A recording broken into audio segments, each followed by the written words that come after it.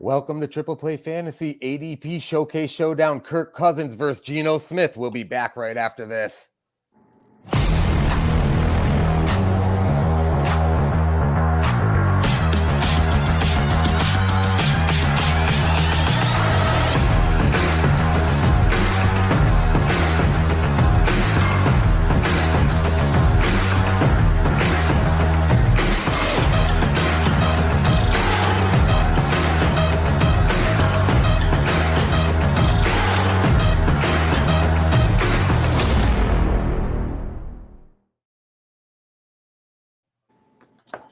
All right, here we go, everybody. Welcome to Triple Play Fantasy. Thank you for joining us on the final Saturday night of the preseason. What that means is next Saturday when we are with you, or really after this weekend, starting Monday when anybody is with you, we will be talking about tangible Week 1 NFL football games. And we've all been waiting for this 6-7 months now. Join us on YouTube at Triple Play Fantasy, on X at Trip Play Fantasy. For tonight's episode, ADP Showdown Showcase, Kirk Cousins versus Geno Smith. You know, I took a look at some of these stats of these two guys from last year before getting started, and it's interesting. They're a couple of Rubik's cubes, these guys, as far as their fantasy performance goes. But Jeff, I know you have Geno Smith, so without further ado, I'll give you 2 minutes to sell us on Geno. All right, brother. I mean, as we all know, and by the way, I'm broadcasting here from Agawam, Massachusetts. This is not my normal setting, a little, kind of on the road, so to speak. I'm not the biggest Geno Smith guy, but I will say this guy's had the comeback of the century. And now that he was the 2022 comeback player of the year for a reason. This guy he completed 69% of his passes. He had about 4,300 yards. The only four guys that were in front of him as far as fantasy points were Patrick Mahomes, Josh Allen, Joe Burrow, and Jalen Hurts, and that's some pretty decent company. Now, you guys know I'm a huge Tyler Lockett guy. He's my guy. Metcalf, I think he's up there too, but a little bit overrated. And when it comes to Lockett, he's actually scored more points than DK Metcalf. You add, and I'm going to butcher this guy's name, but you had Jackson Smith and Jigba, one of the highest touted rookies and receivers to come out in the draft here. So you add that as the trio, and that gives just Geno some more weapons to go. He has a great running game, which kind of opens things up in the passing game. So, and not only that, we're talking about Geno versus Kirk Cousins. It's pretty obvious that Geno does much better on his feet than Kirk. I mean, Kirk is probably worse than Tom Brady altogether as far as running is concerned. But so when you kind of add everything together and look at who he's got and what weapons he has, and coming off the year he has had, Geno is probably the guy you want to snag over Kirk Cousins. And I got not great things to say about Kirk Cousins, but I'll have Mike get into him here in a few minutes. I like it. I'll tell you. Okay, you give the boy the buzzer for the first time, and you see what happens. You got to stop on the buzzer. There you go.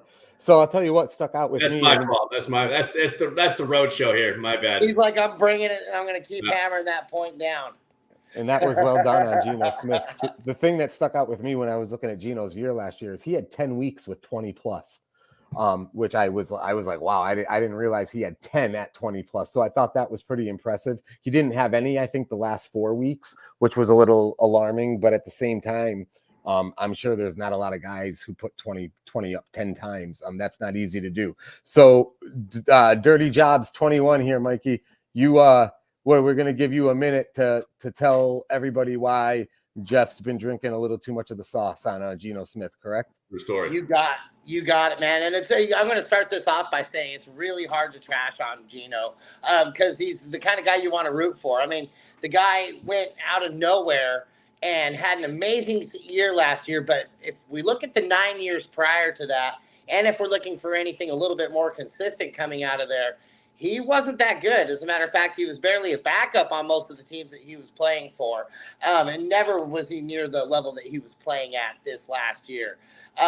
He'll have a full year of defensive coordinators watching the tape. Now, that's a lot of people don't realize how big of a deal one season or one off season does for these guys, because they'll be able to come up with plays. And this is, in my opinion, has always been Geno Smith's shortcoming, is being able to get up to the line, being able to come up with an audible, and being able to transit that offense into playing against the defensive schemes that they're coming up with against him. So with that being said, I mean, it's just Geno all the way. I mean, I like Geno, but he's got way more bad than he does good. Yep, that's a minute. Well played. Well done. No, I'm gonna let the buzzer go, just like I did for myself. You got to hit it again, bro. Yeah, it is a great story. You do root for him, Giant and a Jet. Geno Smith for the Giants, they benched Eli for the first time for Geno Smith, which was one of the larger head scratchers of all time that Giant fans still don't understand. But he was incredible last year. It will be interesting to see what he can do coming into this year, which is a different conversation for Kirk Cousins now, because he has grown to be rather consistent. Like, we know what we're getting with Kirk Cousins. Mike, I'll give you 2 minutes to tell us why we know what we're getting with Kirk Cousins and why it's better than Geno Smith going into the 2023 season. Excellent. Now, we are talking about a guy who gets hated on every single year. Every single year he gets trashed at his ADP. And every single year, the one thing Kirk Cousins does better than anybody is end up as the quarterback one. He's ended up as a quarterback one almost every single season of his career. You can't chase that stat. I mean, that's something that a whole lot of guys would love to be able to bring to the table. And now he has a really, really nasty trio with Justin Jefferson, the best receiver in the NFL. Arguably, TJ Hawkinson is, we're going to say maybe a top 3, but top 5 for sure, tight end. And then the adding of Jordan Addison, man, and that guy's really fast. And now, did he upgrade on Adam Thielen? Absolutely not. You can't upgrade from Adam Thielen. But what I do think he'll do is I think he'll bring a lot of pressure off of the side of Justin Jefferson to have people keep up with that speed. If not, he's going to burn you, and he's going to score a lot of touchdowns. They lost Cook this year, so they'll be relying on Alexander Madison, who is a great running back, sure, but he's not as good as Cook was, not even close to Dalvin Cook's caliber. So we're taking a team that already had to throw the ball more than they've ever had to throw it. I believe he threw it 643 times last year, and they're going to have to even throw it even more. So that kind of volume with that kind of trio of receivers, I don't know what more you want out of your fantasy quarterback this season, other than the fact that this guy is going to be probably playing from behind quite often because that defense isn't very good, and he's going to be throwing the ball. Man, I mean, to say 40, 50 times a game probably isn't even that big of a stretch. And now, so last year, the one kind of knock you can almost put on him is that he lost his ADOT, but he should be back around the 11 mark with the speed that he's going to have on both sides of the football. For sure. Yeah, I mean, well said. And Mikey hit the number on both of his arguments, the 1 minute and the 2 minutes. Well done. But he hit when a situation is set up for success. He hit all the buttons on how it is for Kirk Cousins from a fantasy perspective. And I'm thinking about it while he's talking. Just take Jefferson's stats alone. Right? Justin Jefferson's the best wide receiver in the NFL. I think we all agree on that.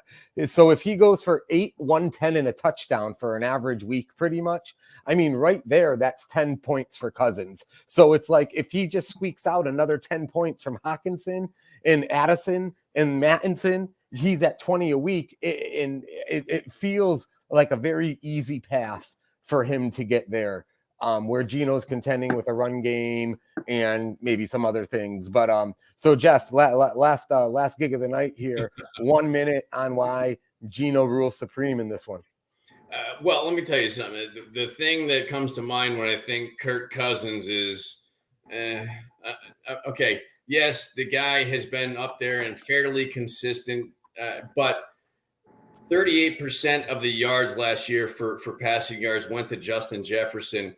You lost Dalvin Cook. You lost Adam Thielen. Okay, if you want to say trio-wise, you got Jefferson, Hawkinson, and Addison, who is another talented rookie. He's not quite the talent that the Jackson Smith and Jenga is, if I'm saying that correctly. But in any case, so Kirk loses a couple options, and you have to think that, I mean, you had Hawkinson last year, so you can't say that he's going to be, adding to these stats this year, and he's going to be any more relevant than he was last year if he loses a couple of his top guys. Madison is not in the caliber that Dalvin Cook is, and I know I'm running a little bit long, but Madison's not going to hold the running game like Dalvin Cook did, so they're going to look for the pass. They're going to be double, triple teaming Jefferson because they know where he's going, and that's kind of where things stand as far as that concerned. So. It is.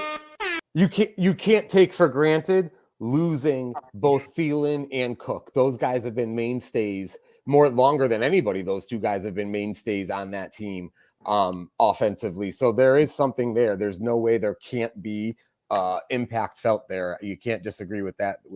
But that being said, this is it. This is it. We go into week one. These ADP Showcase Showdowns were fun.